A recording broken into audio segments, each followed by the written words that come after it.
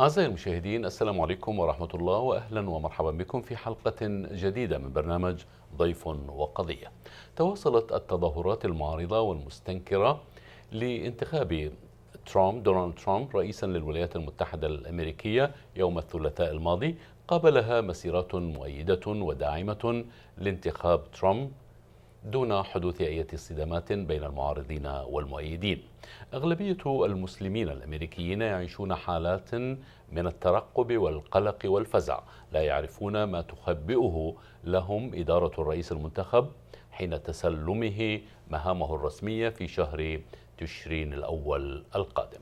منهم من لم يشارك في انتخابات يوم 8 من نوفمبر الجاري، وآخرون منحوا أصواتهم للمرشحة الديمقراطية هيلاري كلينتون، وقليلون جدا من الأمريكيين المسلمين دعموا دونالد ترامب بالمال والأصوات. كيف يعيش مسلمو الولايات المتحدة الأمريكية وخاصة هنا في منطقة ديترويت والضواحي؟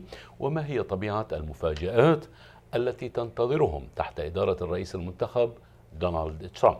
هذا ما سنتحدث عنه في حلقة هذا الأسبوع من برنامج ضيف وقضية، مع الضيف الإمام محمد علي إلهي، إمام دار الحكمة الإسلامي في ديربون هايتس.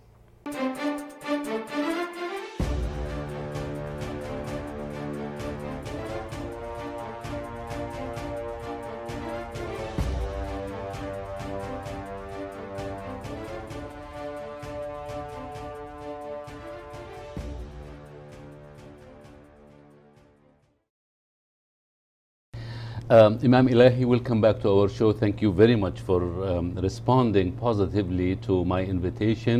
I would like again to welcome you. Great pleasure all the time. Thank you. How did you and your community receive the news of Donald Trump election? Were you shocked?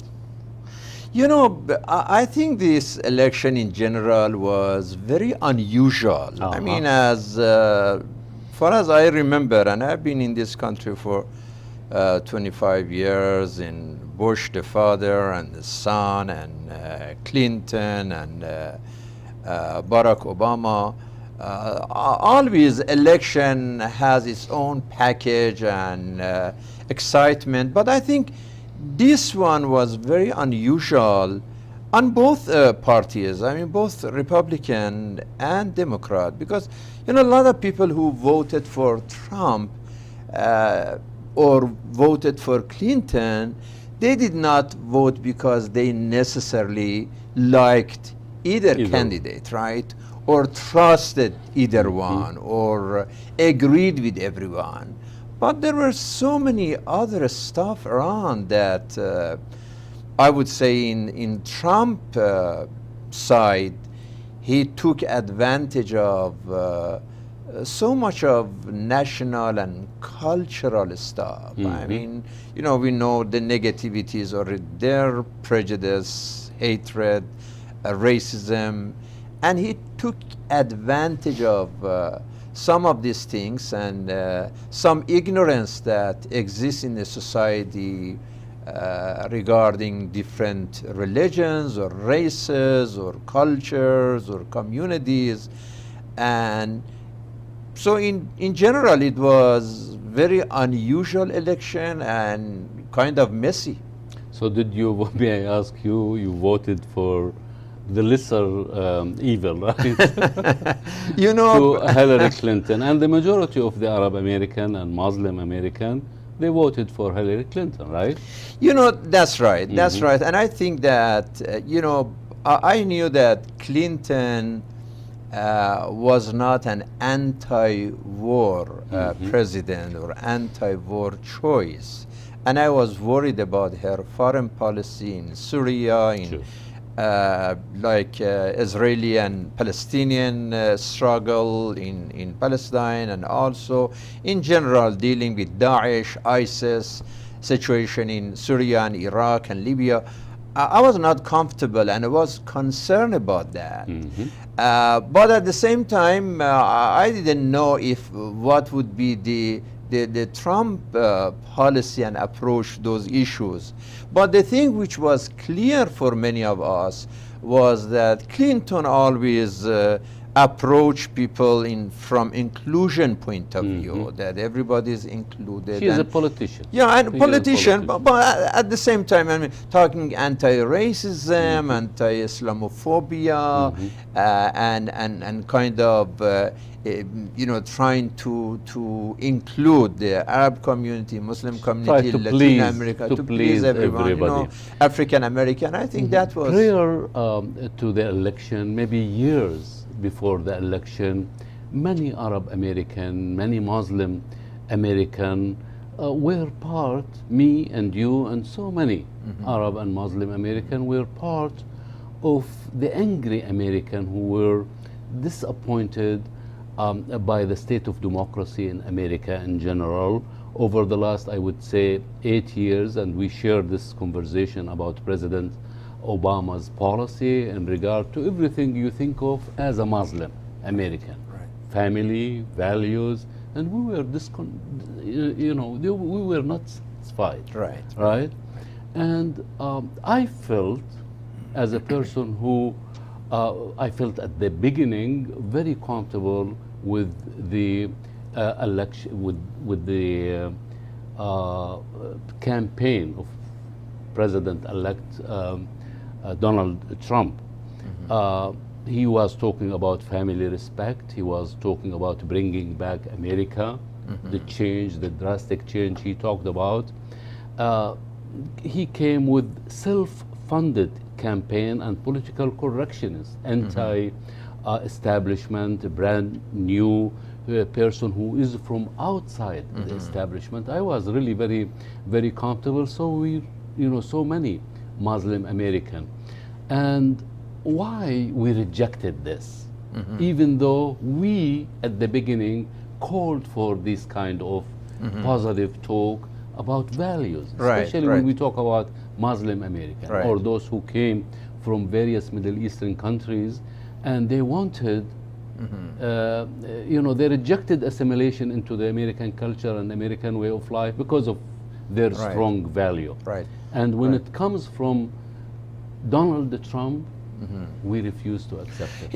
I think one of the reasons is contradictions in communications or comments from Donald Trump. Yes, we share some of the conservative values when it comes to faith and family and values that you mentioned.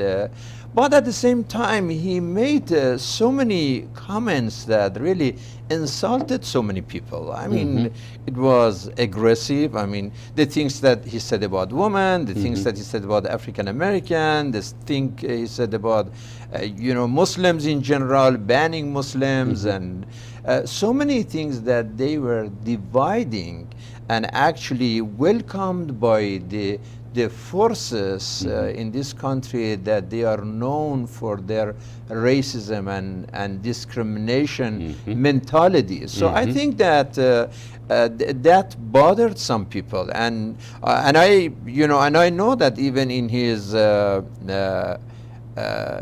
victory speech, he chose a very flexible tone, and friendly when he said, I pledge to be fair with everyone President and every nation, and be president of all Americans. I think that was a very nice tone of reconciliation.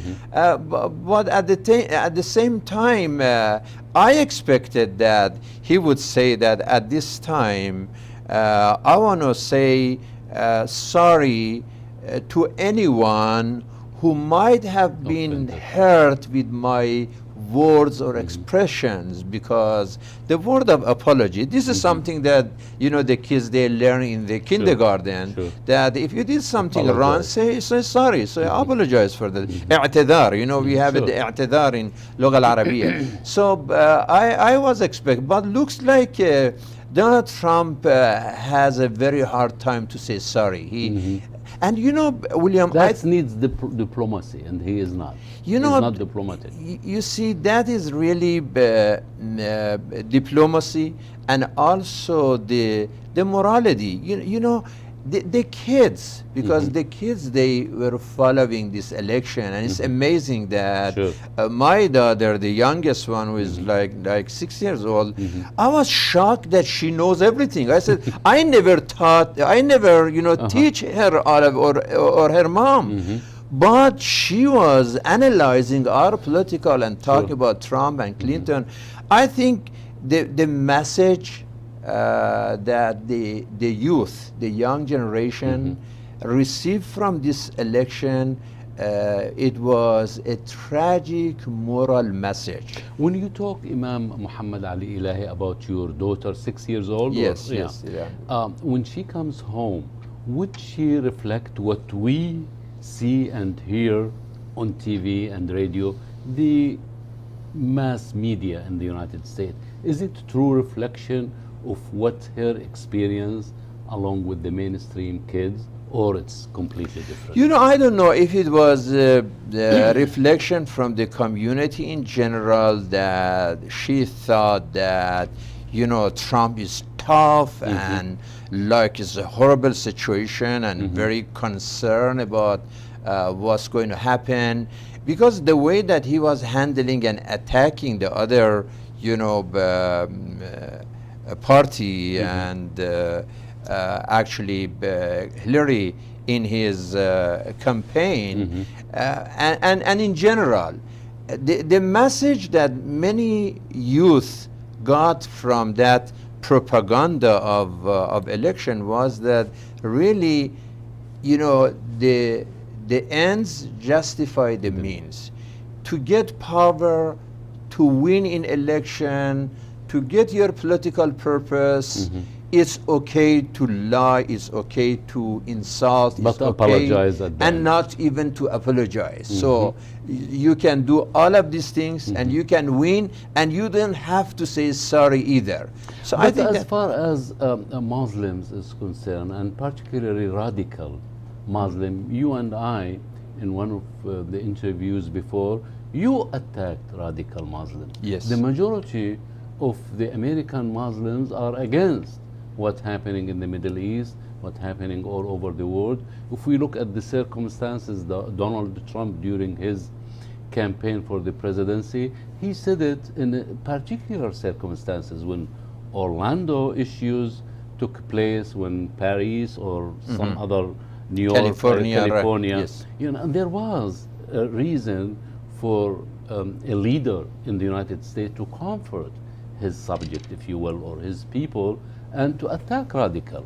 And we agree. Yes. Yeah. We agree. I mean, when he talked about ISIS, that the administration should be blamed, Obama administration should be blamed partially for the power of ISIS in the Middle East. I had some sympathy with Trump, and an agreement that, this administration probably did not deal with ISIS, Al-Qaeda, because like in Syria, the United States is on the side of Al-Qaeda and against in a secular the government. It's very ironic that, against, with the so-called jihadis against the secular government. Sure. And this is so shocking. Right. And when Donald Trump talked about that, we had some sympathy with that. But, William, if you are against extremism, that we are against extremism in the Middle East, but you cannot yourself be an extremist when it comes to America. Extremism is bad. If you go to many of the Arab country, Muslim country in the Middle East, starting even from Israel, you go to Israel, if somebody is more radical, more extremist, is more popular. Sure. Whether among Arabs or the Jews, or you go to Saudi Arabia, more radical, those crazy, Salafis, they are more popular. So we were always against extremism. But how come we can agree with extremism when it comes to like a white population in United States? When they choose extremist approach, whether to Arab or African American, to Muslims, to Latino, to any, that is extremism too. Sure. So if you are against extremism, you cannot have your cake and eat it too. Stay against extremism, whether it is in the Middle East or whether it's in the United States. So but don't you think, Fadilat al-Imam, this is a reaction from so many, if we will, white people who are supporting a president-elect. It's just a temporary reaction. It will go away, you know, but also depends on how the president-elect will act. We hope so. I mean, if it was like that, they use it just for a mechanism to win the election. Not that I agree with that, because that's another, morally, if I talk from moral and religious point of view, that's hypocrisy, and we are for standing for truth during the election, before election, after the election, and the president should be a role model also in morality, because he sets the example for the families and for young generation. This is in regular circumstances. But in regular state, right? Circumstances. Right. We are talking Right. about a business business perspective, right? Right. I mean, from their point of view, if they justify it for before election, and they think that, well, now election is over, the game is over, and now get it normal. Trump is going to go to the Washington. A lot of people, they thought that he's going to make a revolution in Washington and change the Washington. Maybe Washington is going to make a revolution in Donald Trump and change Donald Trump, because there are so many things about American strategies and foreign policies that they are fixed, and Trump cannot change it. So it's got to the Israeli situation, to oil, to Saudi Arabia. There are so many things that probably they are not going to change too much. We know that a little bit back to the election time, so many division in the American society, sharp division, including the Arab American and Muslim American. There are Muslim American who voted for Donald Trump, support him financially. Others, maybe the majority, voted for Clinton, and so many people of Arab descent and Muslim American who did not participate in this election. How big the division in the community, in the Islamic community, from your knowledge? I know that you interact and you talk to so many Muslim American and Arab American, since you are based in Dearborn and Dearborn Heights. How is the community as far as division is concerned? Well, you know, first of all, I think something that we have been like so proud as American citizens here is the diversity of this nation. So diversity, we've been all saying America is a country of opportunity, country of democracy, country of dialogue, and country of diversity. And these are good part of this country, and we have to keep that. As a matter of fact, now one challenge that Donald Trump has, how you deal with diversity. I mean, you cannot condemn, like the Middle East and Arab and Muslim countries, that instead of diversity there is dictatorship over there. And now when it comes to us, so far proud of being a nation of diversity, but all of a sudden we are against diversity. And this country is built on diversity. If it is not a diverse nation, it's dead. It will cease to become the United States of America. Diversity, immigration, for example, is the foundation of this nation, is immigration. And everybody except that the Native American, everybody is an immigrant, whether earlier or sooner or later, directly or indirectly. So when it comes to our community also, we see this diversity exists. Even in a small city like Dearborn or Dearborn Heights, that the majority of people are almost from the same background, the same religious traditions, and same language. They are very diverse. And very diverse. I mean, in business, in politics, in culture, in religious practices.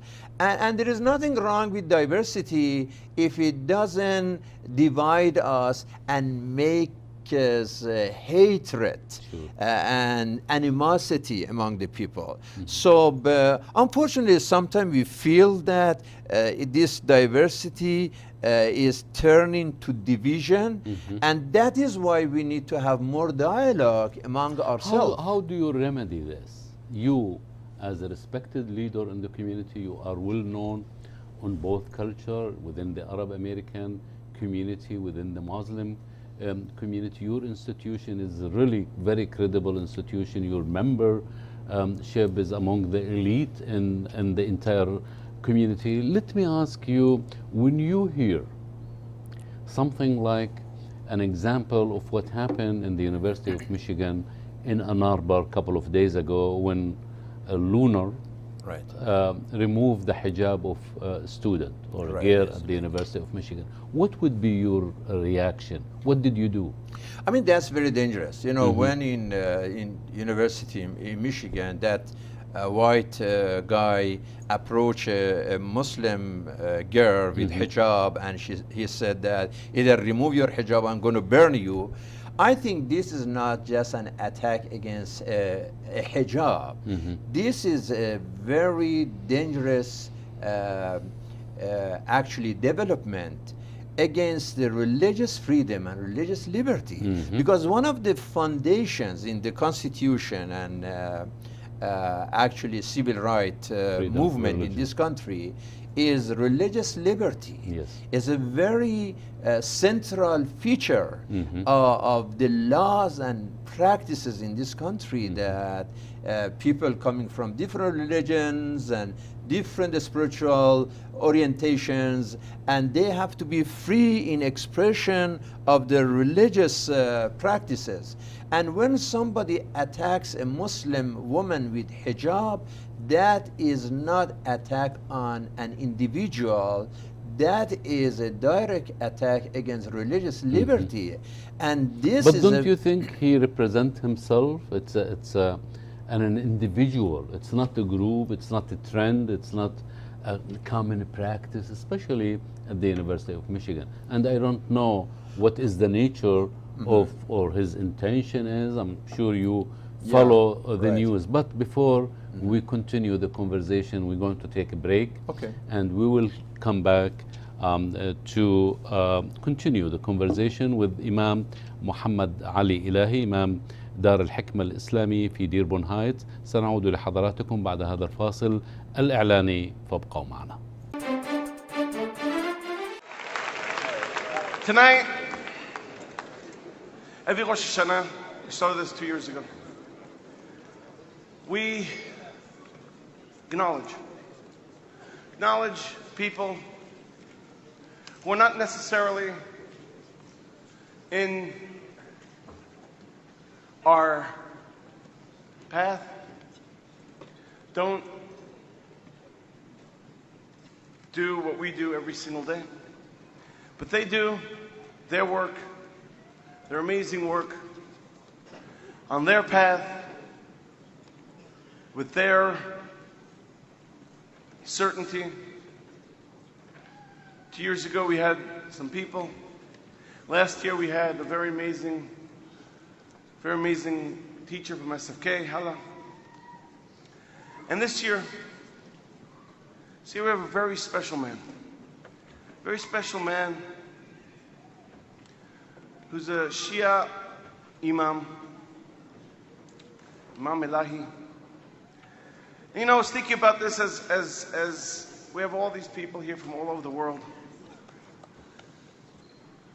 For us, and for all the teachers, imams, priests, for us, whatever denomination, for us, it's almost like, oh, sure, that makes sense. That's normal. Maybe it would be less normal if we didn't have imams and priests and different lamas and from different walks of life. Part of what the path that we walk in, part of the wisdom that we teach,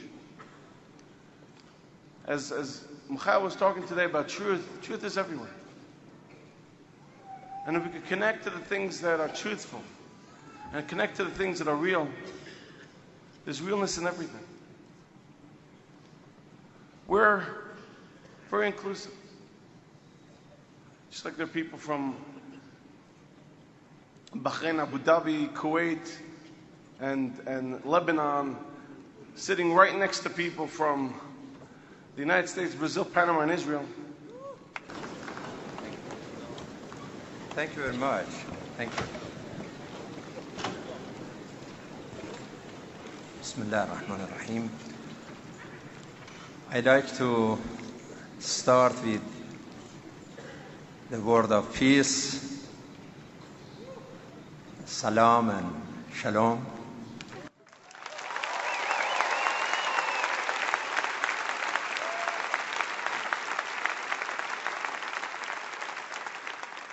It's not that different.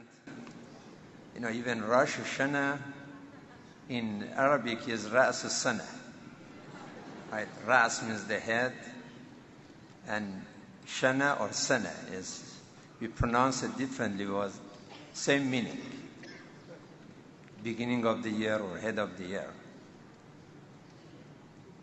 I'm so honored and humbled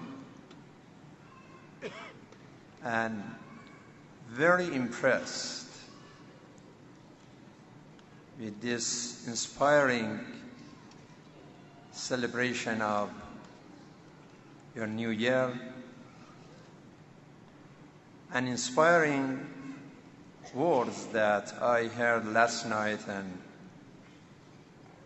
during the day today. To meet with this blessed family, Berg family, the Ra, the father, and the lady of light, Karen. أعزائي المشاهدين، نعود لحضراتكم لمتابعة الحديث مع الإمام محمد علي إلهي إمام دار الحكمة الإسلامي، ونحن نتحدث عن تداعيات انتخاب الرئيس الأمريكي دونالد ترامب. Welcome back to our show.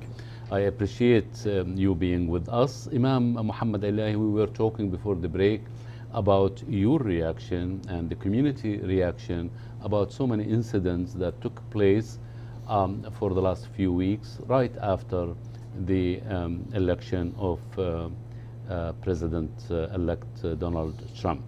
And you were talking about the hijab, and this is something dangerous. It's a violation of the American Constitution.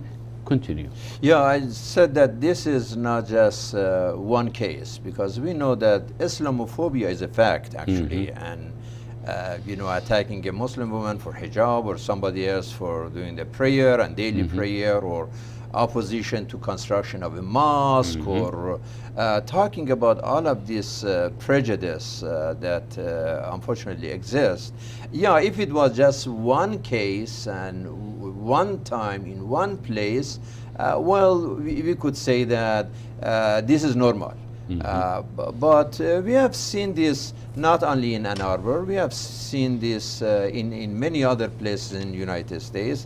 After 9/11, it existed before 9/11, Islamophobia in different forms, but after 9/11 we've been going through this actually torturous experiences of Islamophobia, which is very harmful, not just for Muslims or for Islam, but in general. I mean, it's an indication of intolerance, and intolerance is really something against diversity. We cannot have a country of diversity and at the same time intolerance. We need to show this respect. Somebody by choice, there are a lot of Muslim women who don't practice hijab, and there are Muslim women who practice hijab, and we have to respect that. Right. You know, in different.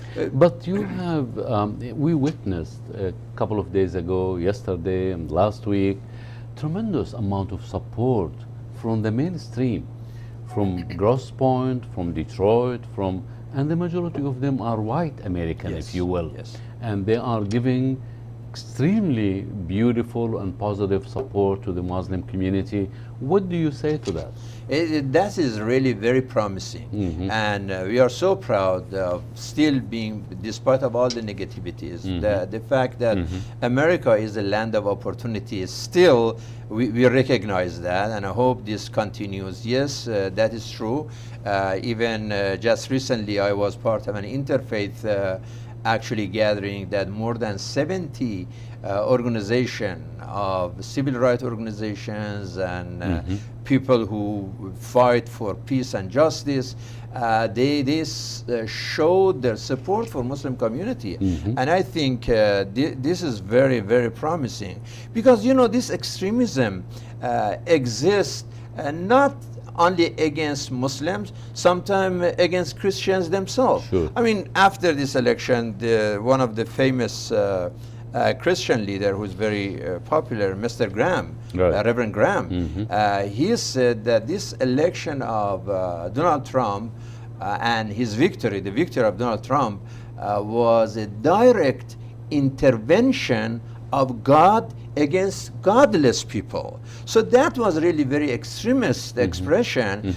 So in other words, he is saying that everybody who voted for the other party or for other person, for Right, they are Clinton, godless. they are godless people. So you see this concern exists among Christians. So when they see Islamophobia, they are scared too. They think that extremism is dangerous, not only for Muslims, but it's going to be religion. dangerous for everybody. Sure. So they don't want to show tolerance for extremism, and that's very promising. You are against the deportation of, there are approximately 14 or 13 million illegal aliens in the United States. Some of them in Michigan, but the majority are in Arizona, in California, in Washington, D.C. But ironically, Muslims or Arab American do not constitute a great number, not even maybe 1% of the illegal alien. The majority of Muslim American and Arab American who are here in the United States are here, they follow the law. Illegal way. Legal way. Legal way. They are not illegal. Very few illegal. Why you are calling to, or the majority of the Arab and the Muslims also, they support the Democratic Party in their effort, in its effort to adjust the status of these million. So many of them are criminals, so many of them are thugs, and they violated the law. Why do we have to help them stay in the United States while on our private conversation we condemn them? And also there is major important fact from my observation, from interacting with immigrants on daily basis, I know that so many American citizens in this country, not only in Michigan, all over the United States, they are unable to bring legally their brothers and sisters, wives. If imagine if somebody from your community has only green card, it take him or her to bring her husband from overseas 5 years. If a brother want to bring his or her brother or sister, it take 14 years to bring him. And we never heard anybody lobby on behalf of the American citizen who wanted to bring immigrants to the United States of America, while the voices is so loud on behalf of illegal alien. Don't you see contradiction here? Well, we want to make sure that we don't confuse the things, because sometimes things getting confused. Okay. That fighting illegality or illegal immigrants sometimes turn to a movement of anti-immigration movement, and some people blindly just condemn any kind of immigration, while we know that the immigration is the foundation of this nation, as I already mentioned. Sure. And at the same time, there is a need for that. I mean, the potential that these people, immigrants, bring to this country is tremendous. Sure. I mean, look at the example of Dearborn and Dearborn Heights, of a small community. You can see the progress, the prosperity that this community brought to this neighborhood is just amazing. It's a good example of Muslim and Arabs and Christians from the Middle East and United States in a mixed neighborhood, Sure. when they work together, Interact you with can each see other. this, the miracle, the miraculous result of this interaction. And that's very powerful. So we don't want people But we to are forget. talking about, Imam, we are talking about legal immigration. Right. We are not talking about Illegal. illegal. Right. Illegal, it's not good. Right. It's really ruining this country. When you talk about 14 million people, thanks God we don't have here in Michigan or within our community a great number of illegal aliens. Very, very few. It's insignificant number in our community. But my question is why the Democrats in general and Arab American, they lobby on behalf of the illegal You know, alien. part of it, I think, first of all, when things get political, is messy. That, you know, they lose the point and it becomes just politics, too much politics. I don't think that anyone from this side or that side, from our side or anybody else would support illegality and, you know, irresponsibility. Nobody is for illegal immigration. I think we all support for, first of all, a strong, you know, check on immigration, background check, Change of the law, maybe? change of some changes and flexibility in the law. But the point is that even when you deal with deportation of some illegal immigrants, this issue should be handled, because still we are talking about human beings. Still we want to be compassionate. Still we should not think in a selfish way that because I'm okay, then I don't care about. I'm saying that the element of compassion, the element of understanding, Or at the beginning, you should, as a system, as American government, prevent the penetration of illegal aliens. right. By maybe the only way is building a wall. Well, you know, You- every country has right, and we have to be fair in this situation. Every country has right to have control over its borders, and you know, we see it now in the Middle East regarding the Syrian refugees and so on and so forth. But the point is that when President-elect Trump, he just said it recently that, well, we are going to deport at least 3 million of these immigrants. They But are, he changes. you know, He has drug change of heart. dealers. Right. No, he said 3 million out of that 30 million or Right, whatever. right. He said, for these 3 million, I'm going to do it right away.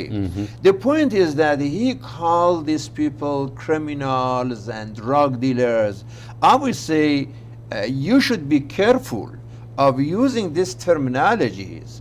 How do you know that 3 million of them are really criminals and drug dealers? We don't know. Because they commit, Imam, they commit crimes. There is a statistic, there is a studies in various society in Detroit area. If you go to Pew Foundation or, you know, you will find lots of studies and statistics about illegal alien who committed various crimes in the Well, you know, in various crimes cities. happen. I mean, Yeah. look, every day four people are killed in this country. I mean, every year 33,000 lives are destroyed in this country. Sure. They are not by immigrants. I mean, exceptionally one case by immigrants, but crimes exist, violence exists. Sure. Look at the prisons, United States. Now more than 7 million people are either in prisons or prohibition. So, I mean, you know, this is the human nature, the human greed and human hirs or tama, and, you know, حب الدنيا رأس كل خطيئة. I mean, for money, for power, there are so many crimes happen, but we cannot just isolate and single out one group. Now, if among the immigrants, you know, there is illegality, this is a country, should be a country of, you know, rule of law, and that we all obey the laws of the land. I don't think anybody disagrees with that, and that should be fairly among everybody. But the point is justice. We are worried that in the name of deportation, in the name of dealing with the illegality of immigration, some injustice happens to innocent people. So even if there are people who made a mistake, the law should be very careful about their families, about their children, that innocent people are not hurt.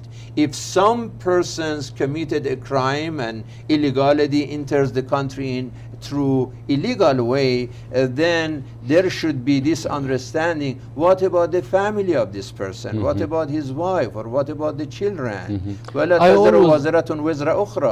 that's. I always wanted to ask you, Imam Muhammad Ali Elahi, about there is approximately 5 million American Muslim scattered. 5 million, 7 million. There are different figures. In the United yes. States. The majority are maybe from Asia, Pakistan, India. Yeah. And African American and too. African American. Why the majority of the Arab Muslims, they always they have loud voice. They react to issues, while other Muslims, especially Pakistani, they integrate into the American culture and American way of life. I hate to say that, to condemn my own people, the Arab American. And those Pakistani or Indian, they integrate smoothly to the American culture. They donate. They are very, very vital part of the American culture and American way of life. And they really announced it during the election that we are helping this Republican Party and this Republican candidate, because his policy and the future policy, if he becomes president, is really matching what we believe in, especially when we talk about family and value. Why, and you're very much familiar with our community, what do you say to them in order to really calm them a little bit? Well, I don't know. That's a good question, William. I think that's a question that, why is it? Because the Arab community is more distinguished. You are right. And even the media pay more attention, concentrate in Dearborn. Like even though they are minority, as far as exactly. Muslims. I mean, it is.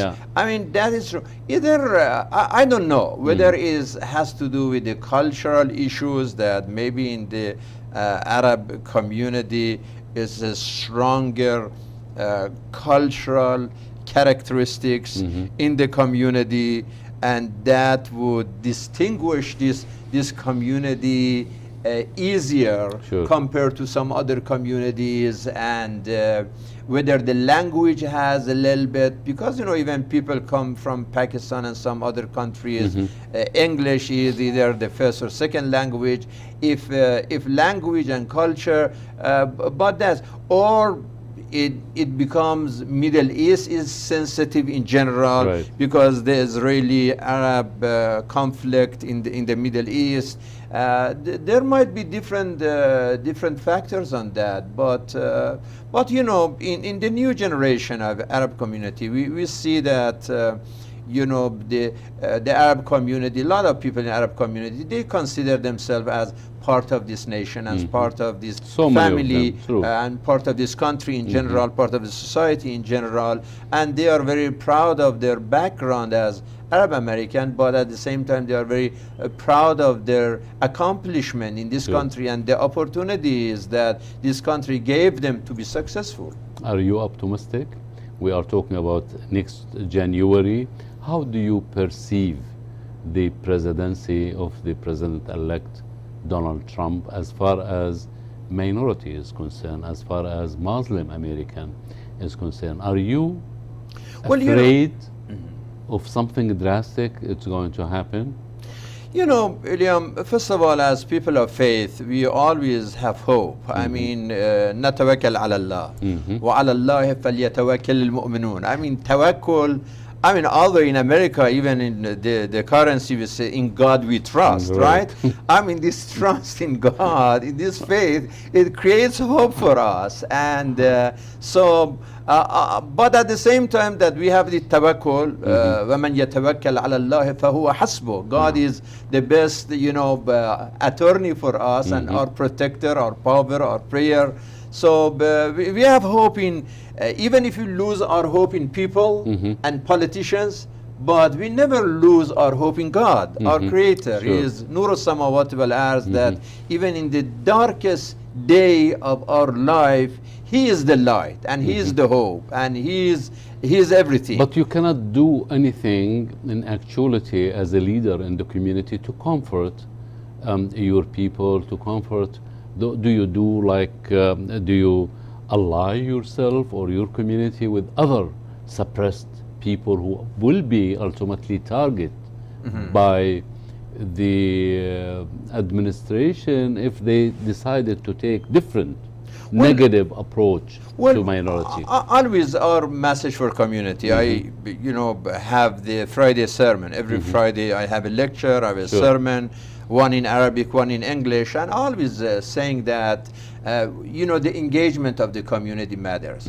I mean, we have tawakkul ala Allah, but the hadith says اعقل ثم توكل, right? You tie your camel and then you trust in God, right? You cannot have your alarm off and then say, I atawakkal ala Allah. Turn your car first. Right. I mean, you have to do that, right?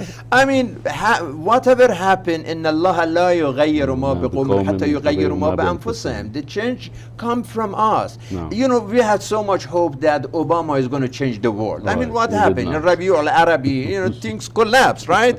I mean, he went to Egypt and Turkey, and he gave all these promising, presentations about Islam and Muslim and relationship between America and the Muslim world, and things is even worse now. Sure. So really, what is the solution? Whatever Trump is going to do, Trump is not going to be the only solution or only problem in everything in the world. Sure. Still, our engagement, our involvement, our participation, and I think we did well. I mean, Arab community, Muslim community in this election, their participation was amazing, Sure, and it made a huge difference. It does not matter to who they're voting. Exactly. Yes. And I'm very optimistic. When I came to this country almost 25, 26 years ago, there was nothing like today. Sure. I see so much progress, and the centers and organizations and schools and politics and you are business. working very hard to sustain this. Exactly, to sustain and also to have constantly this communication and this engagement between Arab community and the rest of the society, between Muslims and Christians. And I think we are doing well in this area, and we have to increase that. It's a lot less than the ramification of September 11th. Exactly, sure. it's much Yes. less. It's much less. Yes. I would like to express my sincere thanks and appreciation to you, Fadilat al-Imam, for accepting our invitation and coming here to the studio and taking time from your very busy schedule. I'd like to thank you again, and hopefully we'll continue the conversation. Pleasure. Thank you. It was Have a good great day. opportunity. Thanks. Thank you. أعزائي المشاهدين، شكرا لكم، شكرا لإصغائكم ومتابعتكم، وحتى ألتقي معكم في الأسبوع القادم في حلقة جديدة من برنامج ضيف وقضية، لكم مني ومن أسرة البرنامج هنا في تلفزيون MEA. أجمل تحية والسلام عليكم.